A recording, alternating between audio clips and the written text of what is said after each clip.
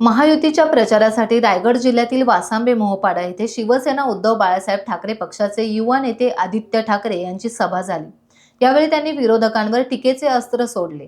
तसेच भाजपा महाराष्ट्र खायला निघालाय अशीही टीका त्यांनी केली। रायगड जिल्ह्यातील उरण आणि खालापूर या मतदारसंघातील नागरिक मोठ्या संख्येने यावेळी उपस्थित होते।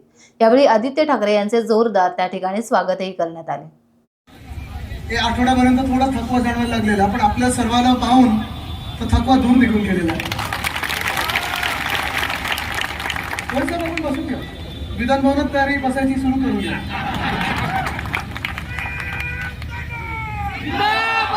आज पाहतोय पुण्यामध्ये पोलीस सीपीआर हमला झालेला आहे, कुठे दगडफेक होते, कुठे काय होतं, आणि एका बाजूला हे होत असताना दुसऱ्या बाजूला आमच्या राज्यातून सगळे उद्योगधंदे, सगळ्या नोकऱ्यांच्या संध्या, सगळे रोजगार पाठवलेत त्यांनी गुजरातला। वेदांता फॉक्सकॉनचा प्रकल्प मी पुन्हा सांगतो, कारण मला ती जखम तर झालीच आहे, राग तर आलाच आहे त्या कामात। मी स्वतः होतो तिथे, देसाई साहेब आणि मी त्यांच्याशी बोलणी करत होतो। तळेगावला वेदांता फॉक्सकॉन येणार होतं, 2.25 लाख कोटीचा प्रकल्प होता, 1 लाख तरुणींना नोकऱ्या मिळाल्या असत्या। तो वेदांता फॉक्सकॉनचा प्रकल्प आपलं सरकार असतं, उद्धव साहेबांचं सरकार असतं, तर 100% महाराष्ट्रात आला असता।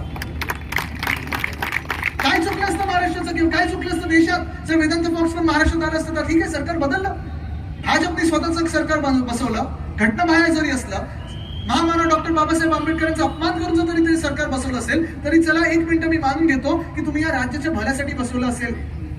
पण हेच सरकार जे तुमचं बसलं, खोके सरकार, धोके सरकार, घटनाबाह्य सरकार, गद्दारांचं सरकार, चोरांचं सरकार, यांनी अशी काही चोरी केली, असं काही एकदम राजकीय अस्थिरता निर्माण केली की सगळे उद्योग एकामागोमाग एक, जसं सरकार पलटी झाला तसं गेले हे सगळे गुजरातला।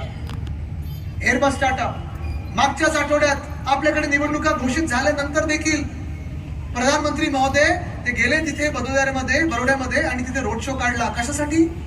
तर तिथे एअरबस टाटाचा प्रकल्प आलाय।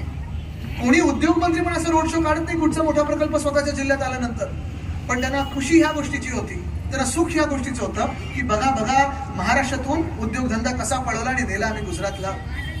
मुंबईमध्ये इंटरनॅशनल फायनान्शियल सर्व्हिसेस सेंटर जे आपल्या हक्काचं होतं, आपल्या मुंबईमध्ये होतं, ते पळवलं त्यांनी गिफ्ट सिटीला, सुरतला।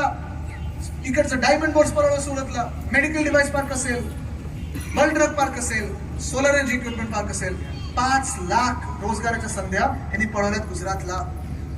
हे तर प्रायव्हेट क्षेत्रातलं झालं। स्पर्धा परीक्षांचा घोळ तुम्हाला माहिती आहे, अनेक तरुण मुलं मुली कधी पुण्यात बघतो, कधी कुठेतरी बघतो, आंदोलन करायला लागतं, एमपीएससीच्या समोर आंदोलन करायला लागतं। तहसीलदारची परीक्षा मार्क 200 मिळाले, कोणाला 250, आयएस पण झाला, आयपीएस पण झाला, बदली पोस्टिंगसाठी पैसे द्यायला लागतात।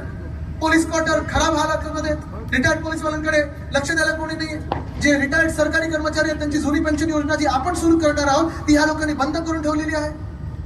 उद्धव साहेब स्वतः असतील किंवा आम्ही सगळे असू, शिवसेना उद्धव बाळासाहेब ठाकरे पक्ष असेल, राष्ट्रवादी काँग्रेस शरदचंद्र पवार पक्ष असेल, काँग्रेस असेल, आम्ही सगळे आपल्या दारी आलोय, आपल्या अदालतीमध्ये आलोय न्याय मागायला। खरोखर आलोय। या देशामध्ये जनता की अदालत सोडून मला वाटत नाही कुठचं दुसरं मोठं अदालत असेल किंवा न्यायालय असेल। आपण जो न्याय द्याल तो बरोबर असेल, तो न्याय मार्गाने पुढे चालणारा न्याय असेल, तो या महाराष्ट्राच्या हिताचा न्याय असेल। 2 वर्ष वाट पाहत होतो आणि 2 वर्ष वाट पाहत असताना निवडणुका कधी लागतील अनेकदा मी पूर्ण राज्य फिरलो, मग निष्ठा यात्रेत असेल, महाराष्ट्र स्वाभिमान सभा असतील, कधी कुठे आपत्ती आली असेल तर तिथे गेलो असेल, कुठे ऍक्सिडेंट झाला तिथे गेलो असेल, लोकांच्या न्यायांसाठी असेल, मोर्चांसाठी असेल, आंदोलनासाठी असेल, सगळं काही आपण केलं। आणि आता जेव्हा निवडणूक आलेली आहे आपल्याला वाटायला लागलं अरे प्रचारासाठी दिवसच नाही आहेत, पण ही निवडणूक फार महत्वाची। ही निवडणूक पुढच्या 4-5 दिवसांमध्ये होणारी ही निवडणूक आहे, ही निवडणूक आपलं भवितव्य ठरवणारी आहे। टाइम्स डिजिटलला लाईक करा, शेअर करा, सबस्क्राईब करा आणि बेल आयकॉन दाबायला विसरू नका। Times digital.